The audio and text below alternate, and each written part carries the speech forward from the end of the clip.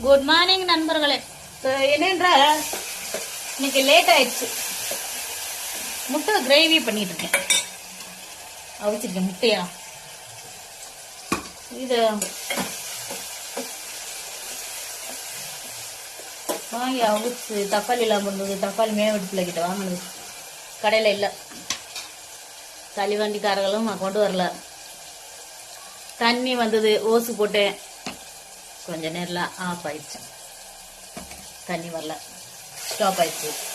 அதில் இதுலேயுமே பொழுது போயிடுச்சு ஃப்ரெண்ட்ஸ். ஸோ இன்னைக்கு ரீல்ஸ் போட கொஞ்சம் லேட் ஆயிடுச்சு. So sorry.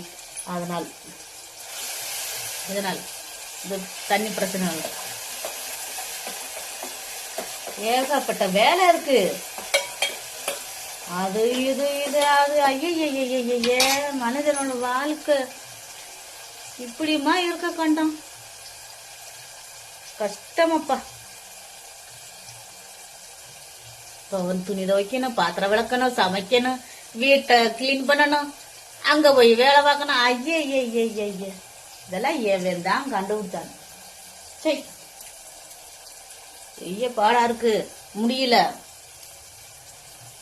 என்னோட கஷ்டம் யாருக்குமே வரக்கூடாது.